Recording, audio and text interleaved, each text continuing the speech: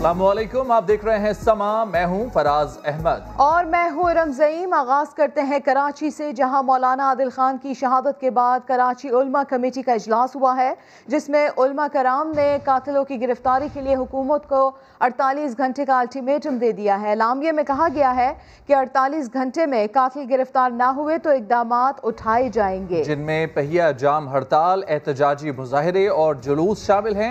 एलामिया के मुताबिक उलमा कमेटी मौलाना आदिल की शहादत को मुल्की सालमियत पर हमला समझती है। मौलाना आदिल ने फरका वाराना कशीदगी की कमी के लिए अहम किरदार अदा किया। कराची में मौलाना आदिल खान पर हमले से कबल की तीसरी सीसीटीवी फुटेज भी मंजर आम पर आ गई है। फुटेज में गाड़ी के पीछे दो मशकूक अफराद को देखा जा सकता है। मुमकिना तौर पर दोनों अफराद ही हमलावर हैं। तफ्तीशी हुकाम के मुताबिक मौलाना आदिल खान की बाकायदा रैकी की गई, जबकि वारदात में नए असलहे का इस्तेमाल किया गया। हुकाम ने जियो फेंसिंग मुकम्मल करके मुल्जिमान के खाकों पर काम शुरू कर दिया है। शाहनवाज अली कादरी की रिपोर्ट।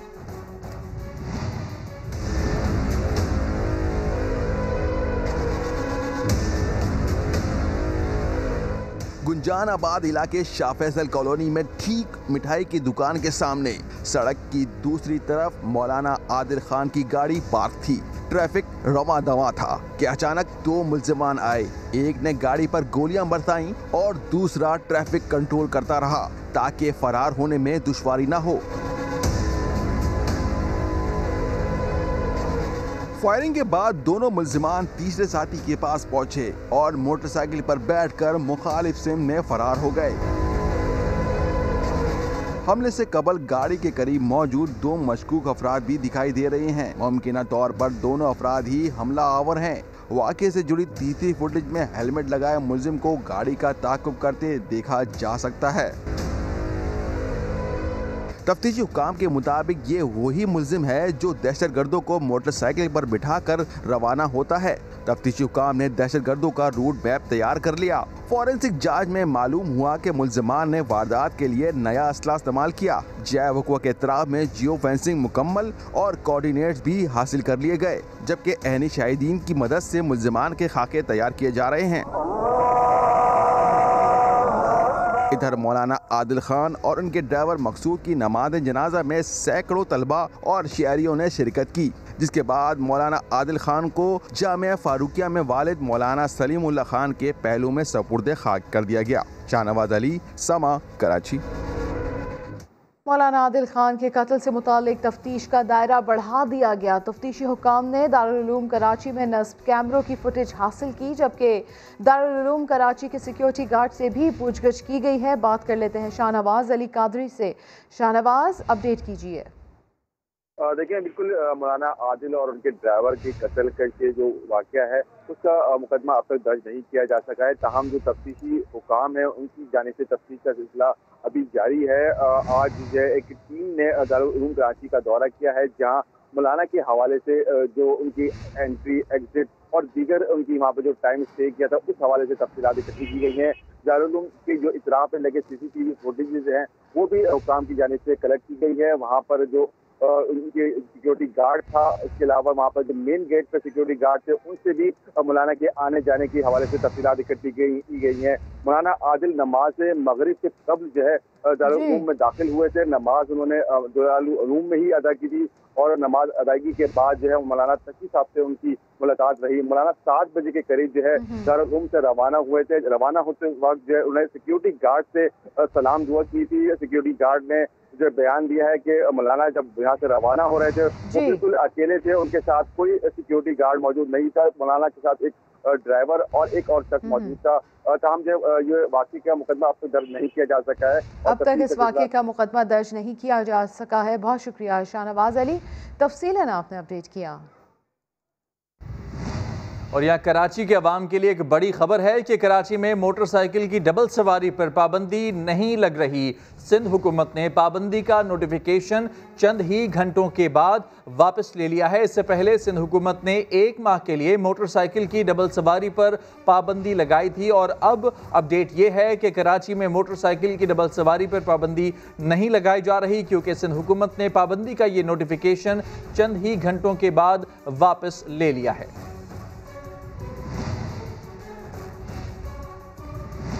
पंचगोर के इलाके ईसाजई में 6 अफराद को अगवा कर लिया गया। मुगवियों का ताल्लुक कराची से है। डिप्टी कमिश्नर के मुताबिक मुल्जिमान ने गाड़ी रोककर 6 अफराद को अगवा किया, जबकि गाड़ी में मौजूद 2 खवातीन को छोड़ दिया। वज़ीर आला बलूचिस्तान ने वाक़े का नोटिस ले लिया। महकमा दाखिला, कमिश्नर मकरान और पुलिस के आला हुकाम से रिपोर्ट भी तलब कर ली। झंग में मैट्रिक की तालिबा से मुबैना ज्यादती का मुकदमा तो दर्ज कर लिया गया, लेकिन मुल्जिमान गिरफ्तार न हो सके। रिपोर्ट करेंगे अरशद खान।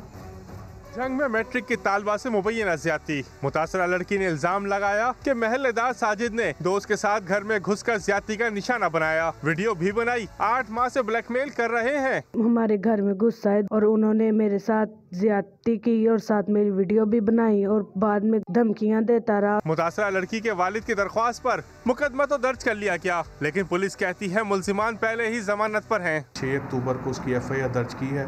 उस हवाले से पुलिस अपनी इन्वेस्टिगेशन कर रही है। जनाब जब की FIR चूँकि हुई है, अब चूँकि मुल्जिमान बेल पर हैं, हम उनको शामिल तफ्तीश करेंगे और उसके बाद फैसला किया जाएगा कि आया इसमें कौन सी और दफात ऐड की जाएगी। मुतासरा तालबा के वालिद ने फौरी इंसाफ की अपील की है। कहते हैं वज़ीर आला पंजाब उस्मान बोजदार वाक़े का नोटिस लें। मोहम्मद अरशद खान, समाज झंग।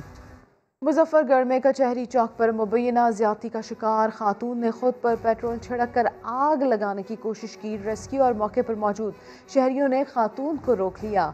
खातून का कहना था कि तमाम अफसरान को दरख्वास्तें दी, इंसाफ नहीं मिल रहा। तर्जुमान पंजाब पुलिस के मुताबिक FIR में नामजद मुल्जिमान अबूरी जमानत पर हैं। मुद्दई फरीकैन खुद भी कई मुकदमात में मुल्जिम हैं। थाना सिटी पुलिस ने मौके पर पहुंच कर खुदसूजी करने वाली खातून को हिरासत में लेकर मुकदमा दर्ज कर लिया। और लाहौर में बिगड़े रईसजादों की गुंडागर्दी के हवाले से आपको बताएं, तशद्दुद के बाद नौजवान के बाल मूंडने की कोशिश की गई। नौजवान मिन्नत समाजत करता रह गया, लेकिन ताकत के नशे में मस्त मुल्जिमान ने एक ना सुनी। पुलिस का कहना है कि मुतासरा शख्स की जानिब से दरखास्त मिली तो कार्रवाई करेंगे।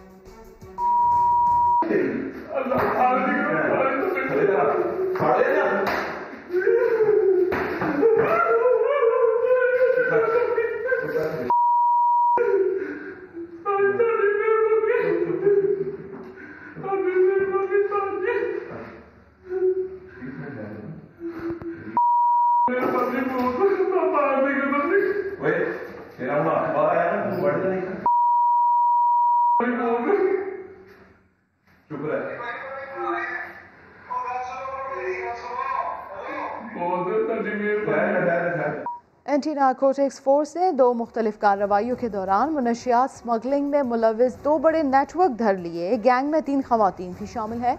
आदिल तनोली रिपोर्ट करेंगे। मनशियात के गंदे धंधे के खिलाफ बड़ी फोर्स का बड़ा क्रैकडाउन। 2 मुख्तलिफ कार्रवाइयों में एक बैनुल सूबाई गैंग और एक बैनुल जिलाई गिरोह धर लिया गया। मुकदमात भी दर्ज कर लिए गए। पहली कार्रवाई में पेशावर से इस्लामाबाद, लाहौर और फैसलाबाद मनशियात स्मगल करने वाले गैंग के खातून समेत 8 कारिंदे इस्लामाबाद मोटरवे इंटरचेंज के करीब पकड़े गए। दूसरी कार्रवाई में सियालकोट मोटरवे से पंजाब के मुख्तलिफ जिला में मनशियात स्मगलिंग करने वाले गैंग को 2 खवातीन समेत हाईवे पुलिस ने दबोच लिया। दोनों कार्रवाइयों में मजमूई तौर पर करोड़ों रुपए मालियत की 38 किलो चर्स, 18 किलो हेरोइन, 24 किलो फ्यून और शराब की दर्जनों बोतलें बरामद की गईं। मुल्जिमान मनशियात गाड़ियों के मुख्तलिफ खुफिया खानों में छुपाकर स्मगल करते थे। वफाकी पुलिस ने बढ़ते जराइम पर काबू पाने के लिए इस्लामाबाद में ड्रोन कैमरों की मदद से एयर पेट्रोलिंग का आगाज कर दिया है। क्राइम सीन की अक्सबंदी के अलावा इमरजेंसी में रेस्क्यू का काम भी लिया जाएगा। समा के नुमाइंदे नूरुल उमीन दानिश से बातचीत करते हुए SP सिटी का क्या कहना था, आइए देखते हैं।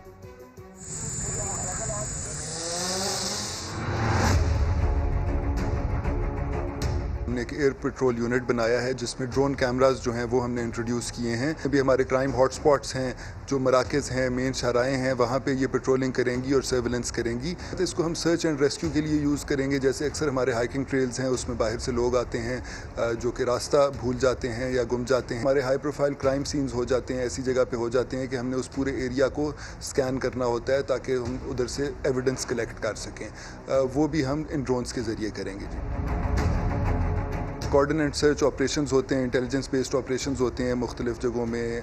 जैसे जैसे हमारी ग्राउंड पे नफरी जा रही होगी तो साथ ही उनको ड्रोन से उनको सपोर्ट होगी और ड्रोन से उनकी मॉनिटरिंग हो रही होगी।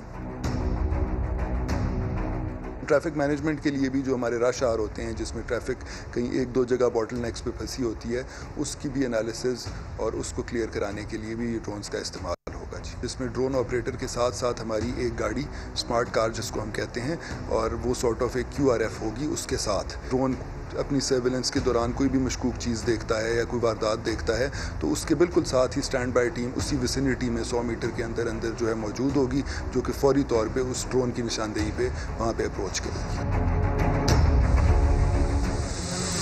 साबिक सदर आसिफ अली जरदारी को नासाज तबीयत के बायस अस्पताल मुंतकिल कर दिया गया है। Chairman Peoples Party Bilawal Bhutto Zardari खुद अपने वालिद आसिफ अली जरदारी को लेकर अस्पताल पहुंचे, जहां उनके इब्तदाई टेस्ट किए गए। रहनुमा Peoples Party doctor Asim Hussain का कहना है कि साबिक सदर जरदारी का शुगर लेवल कम हो गया है। अस्पताल में साबिक सदर का माहिर डॉक्टर्स इलाज कर रहे हैं। Chairman Peoples Party Bilawal Bhutto Zardari ने वज़ीर आज़म इमरान खान से इक़्तिदार छोड़ने का मुतालबा कर दिया। कहते हैं 18 अक्टूबर को PDM का कराची में जलसा अवामी रेफरेंडम साबित होगा। वज़ीर आज़म इमरान खान इक़्तिदार छोड़ दें। चेयरमैन पीपल्स पार्टी ने बड़ा मुतालिबा कर दिया। बिलावल भुट्टो की सरबराही में कराची कोऑर्डिनेशन कमेटी का इजलास हुआ। हुकूमत मुखालिफ तहरीक के लिए शहर कायद में सरगर्मियों पर बात हुई। बिलावल भुट्टो ने कहा 18 अक्टूबर का जलसा अवामी रेफरेंडम साबित होगा। इमरान खान की हुकूमत जबरदस्ती मुसल्लत की गई, बेहतर है वो खुद ही मुस्ताफी हो जाएं। कराची में जियाले रहनुमाओं का बाग़े जिनाह का दौरा, जलसे की तैयारियों का जायजा लिया। सईद गनी ने हुकूमत पर लफ्जी तीर चलाए। ये नालायक ऐसी हुकूमत है कि इसमें तो न काश्तकार मुतमईन है, न सनतकार मुतमईन है, न मजदूर मुतमईन है। कोई शख्स, कोई तबका ऐसा नहीं है जो नालायकों की से बचा हुआ हो। उधर जियाले रहनुमाओं ने हैदराबाद में प्रेस कॉन्फ्रेंस की, हुकूमत को आड़े हाथों लिया। मौला बख्श चांडियों ने विफाकी हुकूमत पर सूबों के मफादात से खेलने का इल्जाम लगा दिया। आप सूबों के मफादात से खेलना बंद करें, आप सिंध के मफादात के खिलाफ साजिश करना बंद करें, आप अपोजिशन के लीडरों के खिलाफ इंतकामी कार्रवाइयों को बंद करें। नफीसा शाह का कहना था कि वजीर आजम इमरान खान के बयानात से लगता है कि वो बहुत घबराए हुए हैं। PTI रहनुमा खुर्रमशेर जमान कहते हैं कि PDM रहनुमा 18 अक्टूबर के जलसे से पहले अफरा तफरी पैदा करना चाहते हैं। उन्होंने कहा कि सिंध में गंदम का मसनूई बहरान पैदा किया गया। गोदामों में पड़ी 12.5 लाख टन गंदम कहाँ है? जरदारी प्लानिंग के थ्रू अवाम को गुमराह किया जा रहा है वफाकी हुकूमत के खिलाफ, चाहे वो नवाज शरीफ हों, चाहे वो शहबाज शरीफ हों, चाहे ये जरदारी हो या बाकी जितने भी ये PDM के जितनी भी नालायकों का टोला है। उन्होंने इस मुल्क को दिया क्या है? आज मुल्क के अंदर ये इंतशार पैदा कर रहे हैं कि लोग ही इनके साथ नहीं खड़े में। जितने लोगों को इकट्ठा कर लें, इमरान खान इनको अकेला शिकस्त देगा। जब सियासतदान फेल होंगे, मुल्क को डिस्टेबलाइज करने की कोशिश करेंगे, तो आप क्या समझते हैं कि कौन आएगा मुल्क को बचाने के लिए? कोई ना कोई इदारा तो सामने आएगा ना, और वही इदारा आएगा जिससे कौम मोहब्बत करती है। 18 तारीख को अगर PDM का जलसा है, उससे पहले यहाँ पे गंदम का बहरान पैदा कर देना है, आटे के रेट बढ़ा देने, चीनी के रेट बढ़ा देने। सूबाई हुकूमत पाकिस्तान पीपल्स पार्टी की 12.5 लाख टन गंदम गोडानों के अंदर छुपा के बैठी है।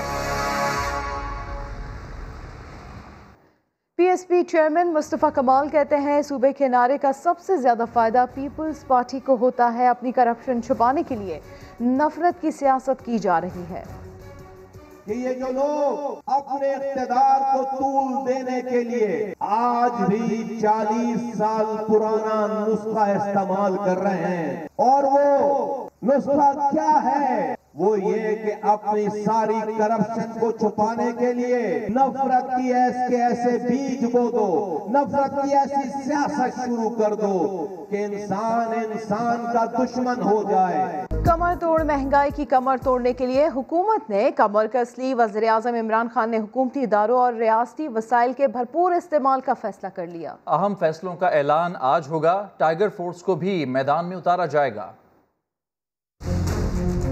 महंगाई के सुनामी पर काबू पाने के लिए वजीर आजम इन एक्शन। हुकूमती इदारों और रियासती वसाइल के भरपूर इस्तेमाल का फैसला। कीमतों पर काबू पाने के लिए अहम फैसलों का ऐलान होगा। जखीरा अंदोजों और नाजायज मुनाफाखोरों की निशानदही के लिए टाइगर फोर्स को भी मैदान में उतारा जाएगा। वजीर आजम ने मुआविन खुसूसी यूथ अफेयर्स उस्मान डार को टाइगर फोर्स का कन्वेंशन बुलाने की हिदायत कर दी। वजीर आजम ने ट्वीट में लिखा, हफ्ते को कन्वेंशन सेंटर में टाइगर फोर्स से मिलूंगा। तब तक रजाकार दाल, आटा, चीनी और घी की कीमतें रोजाना मालूम करें और उन्हें टाइगर फोर्स पोर्टल पर डालें। वजीर आजम ने मोटरवेज के रेस्ट एरियाज में अशिया के महंगे दामों फरोख्त का भी नोटिस लिया। नाजायज मुनाफाखोरों के खिलाफ सख्त एक्शन की हिदायत कर दी। वजीर आजम इमरान खान ने हफ्ते को मुल्क में अशियाए खुर्दोनोश की बढ़ती का नोटिस लिया था और महंगाई को काबू में लाने के लिए इक़दामात उठाने का ऐलान किया था। वजीर आजम के ऐलान के बाद महंगाई के सताए अवाम ने उम्मीदें बांध ली हैं। महंगाई के तूफान ने आवाम को दिन में तारे दिखा दिए। गोश्त, सब्जी, दालें सब महंगा हो गया। 45 रुपए किलो मिलने वाला फाइन आटा भी 80 रुपए किलो मिल रहा है। खुर्शीद आलम रिपोर्ट करेंगे। महंगाई ने आवाम की चीखें निकाल दी। चिकन और मटन को छोड़ें, अब तो दाल, रोटी और सब्जियां भी शहरियों की पहुंच से दूर होती जा रही हैं। दाल अरहर 80 रुपए की जगह 320 रुपए किलो बेची जा रही है। दाल मसूर 81 रुपए के बजाय 170 रुपए किलो में फरोख्त हो रही है। दाल मूंग 137 के बजाय 280 रुपए किलो और दाल चना 109 के बजाय 170 रुपए में फरोख्त की जा रही है। चक्की का आटा 75 रुपए फी किलो तक पहुंच गया। टमाटर 160 से 180 रुपए किलो में फरोख्त हो रहा है। भिंडी 113 के बजाय 160 से 180 रुपए किलो में मिल रही है। रिकॉर्ड महंगाई पर कराची वाले चिल्ला उठे हैं। मैंने बेतहाशा हुकूमतें देखी, लेकिन आज शायद ये है किसी घर का बच्चा कोई हंसता हुआ नजर आ जाए। एक आने अगर शक्ल बढ़ी तो इस मुल्क में हंगामा हो गया था। आज लाखों रुपए की महंगाई बढ़ गई, मगर आज किसी में हिम्मत नहीं है। जब पेट में नहीं है चारा, क्या उछलेगा बेचारा। लोग कहते हैं मसनूई महंगाई करने वालों के खिलाफ सरकार ने कभी कुछ नहीं किया। कैमरामैन कामरानुद्दीन के साथ खुर्शीद आलम, समा, कराची। नान बाई एसोसिएशन ने रोटी महंगी करने की धमकी दे दी। नई कीमतों के तयन के लिए आज इजलास भी बुला लिया गया। सस्ता आटा नहीं मिल रहा, नान बाई एसोसिएशन ने रोटी महंगी करने की धमकी दे दी। नान बाई एसोसिएशन के मुताबिक हुकूमत ने 20 किलो आटे का थैला 860 रुपए में देने का वादा किया था। हुकूमत सस्ता आटा नहीं देगी तो रोटी 8 रुपए में कैसे फरोख्त करेंगे। मार्केट में आटा अवेलेबल ही नहीं है। 20 की बजाय 15 किलो आटा मार्केट में मिल रहा है और वो 930 रुपए का मिल रहा है। महंगाई के हम बिल्कुल हक में नहीं है। अगर हमें 8 रुपए की रोटी पकवाना चाहते हैं तो 860 का आटा अवेलेबल किया जाए। नान बाई एसोसिएशन ने नान रोटी की नई कीमत का तयन करने के लिए पीर को इजलास बुला लिया है। अब आपको बताएं कि धाबेजी पंपिंग स्टेशन पर बिजली के ब्रेकडाउन के बायस शहर को पानी फराहम करने वाली लाइन 2 मकामात पर फट गई है। इसी हवाले से मजीद बात करते हैं अपने नुमाइंदे मोहम्मद अली हफीज से। अली हफीज, बताइएगा कितना वक्त दरकार होगा इन दोनों मकामात को रिपेयर करने में? क्या कहना है वाटर बोर्ड का? जी, वाटर बोर्ड का जो है अहम तरीन धाबेजी पंपिंग स्टेशन है। ये 9:27 पे जो है अचानक बिजली का ब्रेकडाउन हुआ है, जिसके सबब जो 12 पंपिंग स्टेशन हैं उससे जो है पानी की सप्लाई जो है वो मुअत्तल हो गई है। अचानक ब्रेकडाउन के सबब जो है पानी की जो अहम लाइन है जो शहर में आती है उसको 2 मकामात से वो फट गई है। एमडी वाटर बोर्ड है असदुल्ला खान, उनका ये कहना है काम शुरू कर दिया गया है लाइनों की मुरम्मत का। जैसी लाइनें जो है मुतासिर लाइनें उनकी मुरम्मत कर ली जाएगी तो कराची में पानी की सप्लाई जो है वो शुरू हो जाएगी। 9:27 से जो है बिजली का ब्रेकडाउन हुआ है, जो अब तक बिजली बहाल नहीं हो सकी है। पहले लाइनें मुरम्मत होंगी और जैसी बिजली बहाल होगी तो पानी की सप्लाई शहर में शुरू कर दी जाएगी। जी ठीक है, तफसीलात के लिए आपका बहुत शुक्रिया मोहम्मद अली हफीज।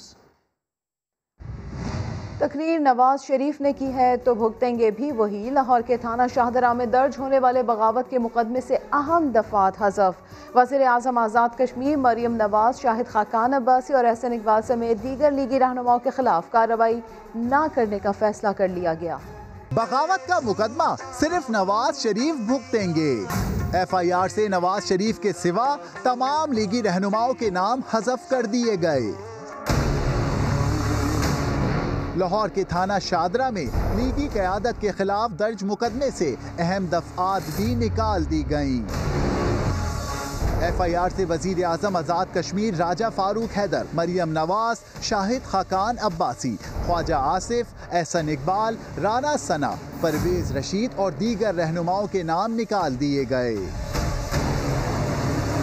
तर्जुमान पंजाब पुलिस के मुताबिक रहनुमाओं के खिलाफ तायीद के मुकम्मल शवाहिद न होने पर कानूनी कार्रवाई नहीं की जाएगी। मुकदमे की तफ्तीश कानून के मुताबिक जारी रहेगी। उधर हफ्ते को वजीर दाखिला इजाज शाह का कहना था कि मुकदमा खत्म होगा तो सब के खिलाफ खत्म होगा। कोई किसी गवर्नमेंट के आदमी ने right from the prime minister जो कुछ हुआ है उसको किसी ने अप्रिशिएट नहीं किया। ये तो नहीं हो सकता ना कि मियाँ को रखे जाए वो हैं तो बूथड़ों को निकाल दे, ये नहीं होता। अगर मुखर्जा खारिज हुआ तो सबका होगा। इजाज शाह के दावे के बरक्स दीगर लोगों से तो मुकदमा खत्म हो गया, लेकिन कायद नून लीग पर बरकरार रखा गया है। 12 अक्टूबर 21 बरस पहले 1999 में इसी तारीख को हैवी मैंडेट की दावेदार मुंतखब हुकूमत का तख्ता उल्टा गया, जिसके बाद मुल्क की तारीख का धारा ही बदल गया। उस दिन की कहानी जानते हैं इस्लामाबाद से इस रिपोर्ट में। 12 अक्टूबर 1999 एक आम सा उजला हुआ दिन। मुल्क के सिपा सालार की दौरा श्रीलंका से वापसी थी और मुल्क के वजीर आजम नवाज शरीफ का मुल्तान के करीब शुजाआबाद में जलसा था, जिसे अचानक मुख्तसर करके वजीर आजम इस्लामाबाद पहुँचे। मीडिया रिपोर्ट्स के मुताबिक प्राइम मिनिस्टर हाउस में एक इंतहाई अहम और हसास समरी बनी, जिसे वजीर आजम नवाज शरीफ खुद लेकर ऐवान सदर पहुँचे और तौसीक करा के वापस ले आए। दोपहर 4 बजे तक सरकारी टीवी पर कौम से खिताब के लिए वजीर आजम की तकरीर तैयार की जा रही थी। कोर कमांडर कराची को फोन कर दिया गया कि श्रीलंका से वापसी पर परवेज मुशर्रफ का इस्तकबाल करके उन्हें रिहाइशगाह तक पहुंचाकर ओहदे से सुबुकदोशी की इत्तला दे दी जाए। Chief of general staff general Aziz और जनरल महमूद को भी इत्तला दे दी गई। सेक्रेटरी दिफा को नोटिफिकेशन जारी करने का कह दिया गया। हुसैन नवाज PM हाउस में मौजूद थे। DG ISI general Ziauddin Bhatt, Shahbaz Sharif और चौधरी निसार भी पहुँच गए। खबर को ठंडा रखने और बतौर शह सुर्खी ना चलाने की बातें हुई। PTV पर 5 बजे के अंग्रेजी बुलेटिन में खबर चली कि army chief general Pervez Musharraf को सुबुकदोश करके DG ISI general Ziauddin Bhatt को नया सिपा सालार मुकर्रर कर दिया गया है। खबर के बाद इत्तला मिली कि PTV पर कब्जा हो गया। वजीर आजम नवाज शरीफ ने मिलिट्री सेक्रेटरी ब्रिगेडियर जावेद को मामला देखने के लिए भेजा। MD PTV यूसुफ बेग मिर्जा ने PM हाउस में फोन करके कहा 7 बजे के अंग्रेजी बुलेटिन में खबर रोकने का कहा जा रहा है। जवाब मिला अपनी जिम्मेदारी निभाएं। जैसे भी हुआ खबर चल गई, लेकिन इस दौरान खुद PM हाउस पर भी कब्जा हो चुका था। दूसरी जानिब श्रीलंका से वापसी पर जनरल मुशर्रफ की परवाज PK 805 को कराची के बजाय सिंध में नवाब शाह एयरपोर्ट पर उतारने का फैसला हो चुका था और हवाई अड्डे का कंट्रोल फौज संभाल चुकी थी। PM हाउस के रिहायशी हिस्से में मौजूद वजीर आजम नवाज शरीफ ने अमरीकी TV CNN पर खबर चलते देखी कि पाकिस्तान में मिलिट्री टेक ओवर हो चुका है। I wish to inform you that the armed forces have moved in as a last resort to prevent any further destabilization. 12 अक्टूबर 1999 को भारी मैंडेट की दावेदार मुंतखब जमहूरी हुकूमत का तख्ता तो उल्टा गया, लेकिन इस इंतहाई इकदाम की नौबत आखिर आई क्यों, जानने की कोशिश कर रहे हैं इस्लामाबाद से उस्मान खान अपनी इस रिपोर्ट में। 12 अक्टूबर 1999 को सियासतदान जमहूरियत बचाने की बात करते रह गए और मुल्क बचाने की बात करने वालों ने बाजी मार ली। कोई से कारगिल जंग और जनरल तारिक परवेज की बरतरफी पर कशीदगी का नतीजा कहता है, तो कोई मुल्क के दो बड़ों की बाहमी बेएतमादी और अनाओं की जंग का शाखसाना। लेकिन कई सियासी हलकों की राय में ये सब तो बस बहाना है, डांडे कहीं और ही जाके मिलते हैं। मिलिट्री टेक ओवर की जो नौबत क्यों आई थी, वजूहत एक ही होती। इंटरनेशनल इस्टेब्लिशमेंट जब उन्होंने कुछ काम कराने हो या कोई वकूआ डालना हो अफगानिस्तान में इधर उधर, तो वो फिर इस तरह की चीज़ें करते हैं और फिर वो अपने लोगों को इस्तेमाल करते हैं। एक राय ये भी है कि सियासतदानों की कमजोरियां ही आमरीत को दावत देती रही हैं। मुझे तो दुख है कि इस मुल्क में इतना अरसा गुजरने के बाद भी कोई भी निज़ाम अपने पैर पुख्ते मजबूत नहीं कर सका है। जो भी निजाम खुद भी लाते वो भी नहीं चल सकता। सवाल ये है कि कई आमरीयतें गुजर गयीं, लेकिन जमहूरी निजाम अपने दिफा की सियासी ताकत और सलाहियत आज भी हासिल न कर सका। आखिर क्यों? पाकिस्तान को एक मशकूक ट्रांजैक्शन पर ग्रे लिस्ट में डाल दिया गया। भारतीय बैंकों से $1 अरब की ट्रांजैक्शंस हुई। इसके खिलाफ तहकीकात क्यों शुरू नहीं हुई? सेनेटर रहमान मलिक ने सवालात उठा दिए। हमारी एक ट्रांजैक्शन हुई थी मलेशिया से, एक रिलीजियस कम्युनिटी का उसने की थी और हमें ग्रे लिस्ट में डाल दिया गया। इंडिया का बहुत बड़ा अखबार है, पब्लिक किया है, 44 Indian banks are found involved. State Bank of India, the state itself is doing money laundering. Proxy war India ने बहुत शुरू कर दी है। एजेंट यहाँ भेज चुके हैं और उन्होंने अपने कुछ लोग KPK में और बलोचिस्तान में इन्फिल्ट्रेट किए हैं। इंटेलिजेंस एजेंसीज जो हैं इस वक्त पाकिस्तान में भी दहशतगर्दी करा रही हैं, दाइश को फुली सपोर्ट कर रहे हैं। इंडिया के अंदर ट्रेनिंग कैंप्स हैं दाइश के। पाकिस्तान अब भी कोशिश कर रहा है कि अफगानिस्तान में किसी तरीके से अमन आ जाए। अफगान एजेंट जो इंडिया के हैं डिस्टेबलाइज कर देते हैं। FATF ने हमारा पूरा कानून बदल के रख दिया है। तो मैं ये सवाल करता हूं उनसे कि इनको क्यों नहीं लाया जा रहा है इस एम्बेट में? इनके जो लॉज हैं चेंज करने के लिए नहीं कहा जा रहा। अभी क्या अमेरिका को नजर नहीं आ रहा, FATF को नजर नहीं आ रहा? बड़े बड़े फोरम कह रहे हैं कि इंडिया जो है वो दाइश की पुष्टपनाही कर रहा है।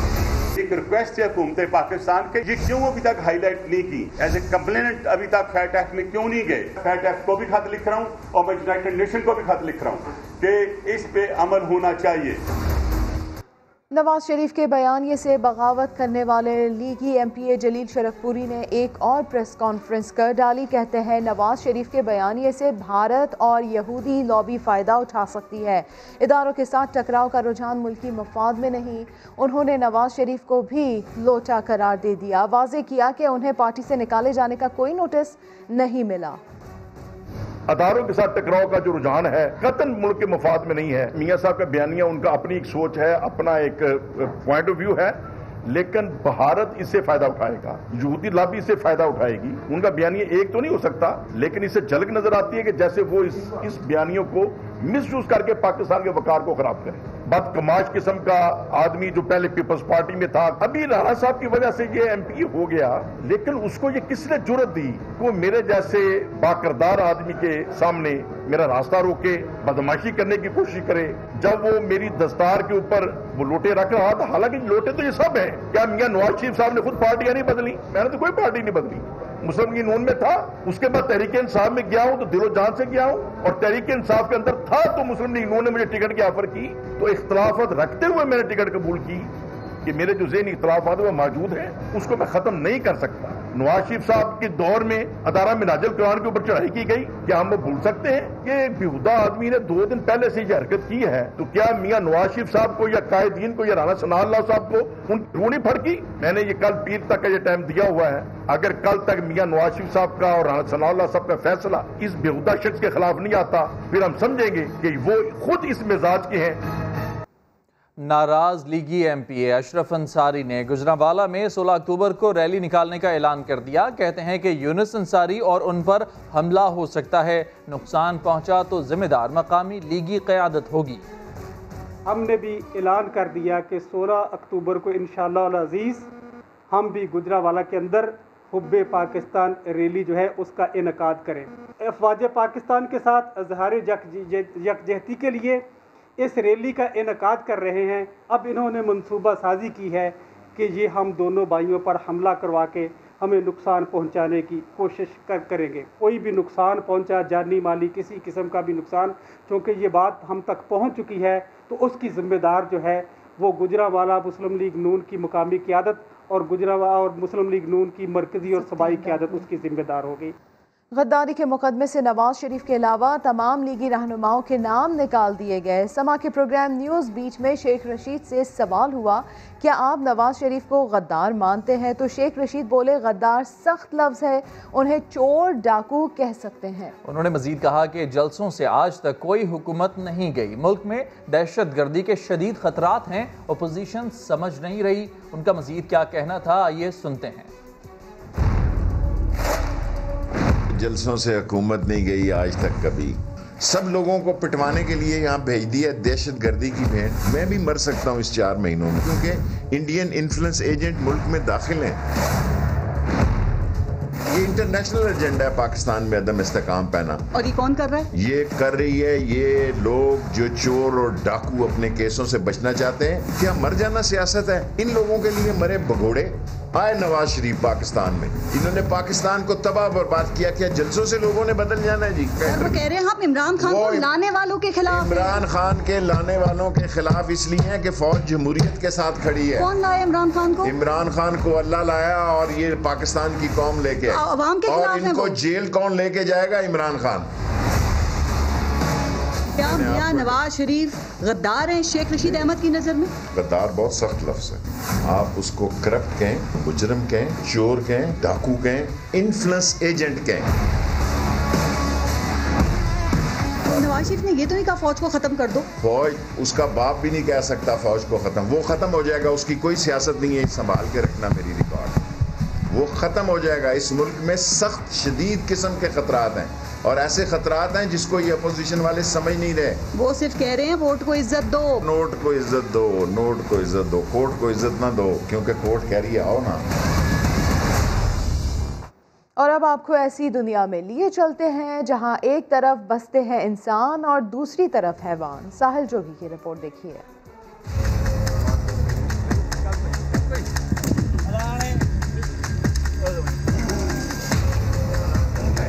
हमारे बड़े जो बुजुर्ग थे, बाप दादा थे, वो भी हमें ये बताते थे कि बाबा पानी में नहीं जाओ, इसमें जो है मगरमच्छ रहते हैं। एक तरफ है इंसानों की बस्ती, दूसरी तरफ दरिया में खूंखार जंगली जानवर की मस्ती। कोई इंसान दरिया में जाए तो बन जाता है शिकार, मगरमच्छ बाहर आए तो जकड़ लेता है इंसान। इस क्रोकोडाइल को पकड़ा गया है। अभी देखते हैं कि ये जो है अपना कितने फुट का है। ये कहानी है सक्खर के नारा केनाल की, जहां इंसानों की आबादी के करीब दरिया में 2000 से ज्यादा मगरमच्छ बसते हैं। नारा केनाल की जो एस्टिमेटेड पॉपुलेशन है 1999-2000 में वो तकरीबन कोई 2000 इंडिविजुअल। मगरमच्छ छोटा हो या बड़ा, बरसों से लड़ते लड़ते लोग इन्हें जकड़ना खूब जानते हैं। किसी को दरख्त से बांधते हैं तो किसी का मुंह ढांपते हैं। ये लोग मगरमच्छों को मारते नहीं बल्कि इन्हें वापस दरिया में छोड़ देते हैं। बाज नायाब नस्ल के मगरमच्छों को महकमा वाइल्ड लाइफ के हवाले कर दिया जाता है। रवां साल अगस्त में ही नारा केनाल पर मगरमच्छ ने 8 साला बच्ची पर हमला कर दिया था, जिसके बाद बच्ची की लाश भी नहीं मिल सकी थी। कैमरामैन शाहिद सोलंकी के साथ साहिल जोगी, समा सक्खर। इस्लामाबाद में सजा है बेक्ड आइटम्स का घरेलू फूड मेला। फरार रब्बानी की रिपोर्ट में देखते हैं।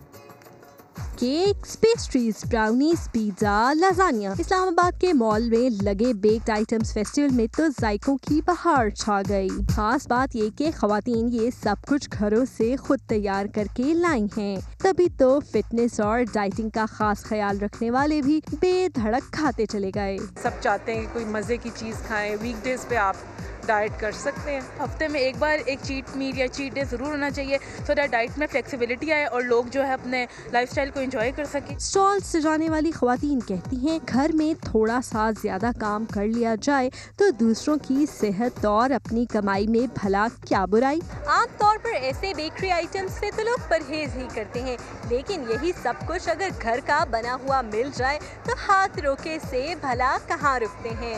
कैमरामैन राहील कुरैशी के साथ फरार रब्बानी, समा, इस्लामाबाद। फिल वक्त इतना ही। एक ब्रेक के बाद हाजिर होंगे हेडलाइंस के साथ। देखते रहिए समा।